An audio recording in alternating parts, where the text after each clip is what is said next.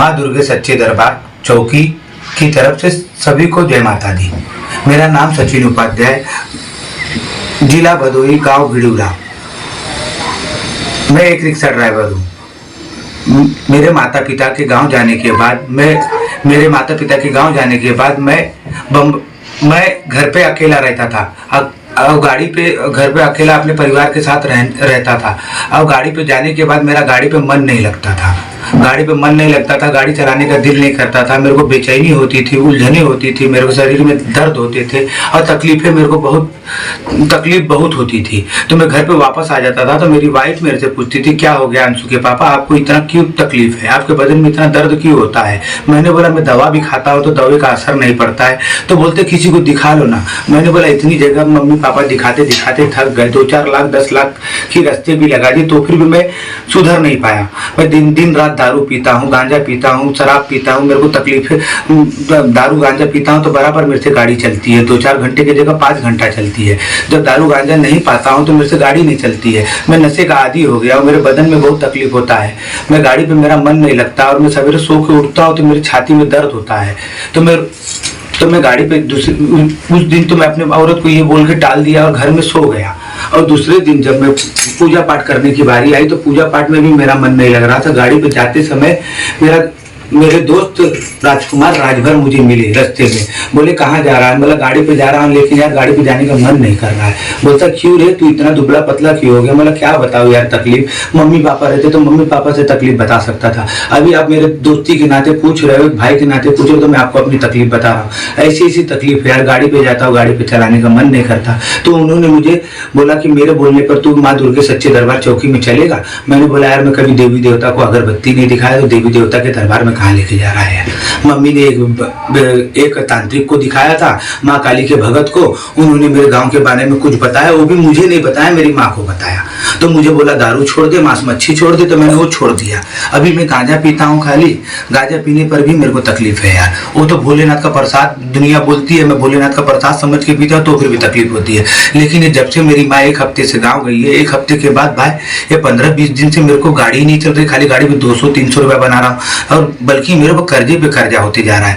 देखो ना यार 50-60 हजार रुपया कर्जा हो गया। तो बोलते चल मेरे साथ तू माँ दुर्गे सच्चे दरबार चौकी में। मैंने बोला मैं नहीं देखा हूँ, आप भी एक दिन छुट्टी कीजिए ना मेरे लिए। तो उन्होंने मेरे लिए एक दिन छुट्टी करके माँ दुर्गे सच्चे दरबार चौकी में लेके गए। तो वहाँ मदन गुरुजी बैठे हुए थे माँ दुर्गे सच्चे दरबार चौकी में। बोले कि यही गुरुजी हैं जो माँ के जरिए लोगों का भला करते हैं। तो मैंने बोला यार मैं एक गलती तो कर दिया, माँ दुर्गे सच्चे दरबार चौकी में आके मैंने माँ के लिए कुछ नहीं लिया। बोलता तूने कुछ नहीं लिया तो माँ मेरे को मदन गुरुजी ने बोला कि 5 रुपए का लवंग लेके आ जाइए। तो मैं 5 रुपए का लवंग लेके आने के बाद अपने हाथों में लवंग रखने के बाद माँ को मैं अपनी सच्चाई बताया, माँ मेरे साथ ये घटना घटती है। मैंने तो मन में बोला। मन में बोलने के बाद गुरुजी के हाथों में लवंग देने के बाद गुरुजी मेरा पूरी सच्चाई खोलते चले गए कि बेटा तेरे को ये तकलीफ है, बेटा तेरे को ये तकलीफ है, माँ ये चीज बता रही है, तू माँ के ऊपर विश्वास नहीं रखता है और तू नशों का आदी हो गया है। नशों का आदी होने के बाद तेरे को ये तकलीफें आती है और ये चीज तेरे वजह से नहीं है बल्कि तेरे 4 पुश्त पुराने खानदान की वजह से है, 4 पुश्त पुराने बरम की वजह से है। जो आपके घर में एक नहीं है, 7 जन है, 7 जन है। ये 7 जन ये आपके ऊपर हावी इसलिए होते हैं कि आपने उनको सब कुछ दिया, टाइम पे दारू दिया, मांस दिया, मच्छी दिया, गांजा दिया, सब कुछ दिया। इसके वजह से ये तकलीफ आपको आती है। तो मैंने उनको ये चीज बोला कि ये तकलीफ को दूर कीजिए, मुझे अपना परिवार पालना है, सुख शांति पाना है, मुझे कुछ भी नहीं अच्छा लगता बल्कि मैं बहुत तकलीफ में रहता हूँ। उनके ये माँ के जरिए बताए हुए रास्ते पे मैं चलने का कोशिश करने लगा। कोशिश करते करते मेरे सुख शांति मेरे को आने लगी, बल्कि मेरी दुख तकलीफ मेरे से दूर हो गए। बल्कि जितने कर्जे हुए थे मेरे ऊपर 2-4 लाख 5 लाख 10 लाख रुपए जो भी कर्जे हुए थे मेरे कष्ट कटते चले गए। और माँ के जरिए मैं पहले सिप की गाड़ी चलाता था, माँ के जरिए मुझे मेरा खुद का परमिट मिल गया। खुद का परमिट मिलने पर बोले तो माँ की अमानत मुझे मिल गई, जरिया मिल गया कि मैं लोगों को जो भाड़ा देता हूँ बल्कि मैं माँ की अमानत अपने खुद की प्रॉपर्टी का हफ्ता भरते हुए मैं अपने परिवार को देखते हुए अपना कर्ज को नील करते हुए माँ के आशीर्वाद से मुझे ये तकलीफ अपना दूर करते चला गया। और बल्कि मुझे ये सच्चाई मालूम पड़ी कि मेरे घर में ये चीज की कमी है और ये चीज का निवारण करना है मुझे। उस चीज का निवारण करने के लिए मुझे कुछ समय का टाइम दिए, लेकिन मैं अनजान ना समझ होगी, उस चीज पे गौर न करते हुए मैं कर्जा अपना चुकता करते गया। लेकिन जो मेन मुद्दा था मेरा भरम का, मैंने उस चीज के बारे में कभी सोचा नहीं, तो मुझे ज्यादा तकलीफ होने लगी। उसके चलते हुए मुझे मैं अपने आप से बहुत तकलीफ में, तो तकलीफ में भी था और सुख शांति भी मिलती थी। लेकिन उस तकलीफ की वजह से, भरम की तकलीफ की वजह से मेरा बच्चा गुजर गया।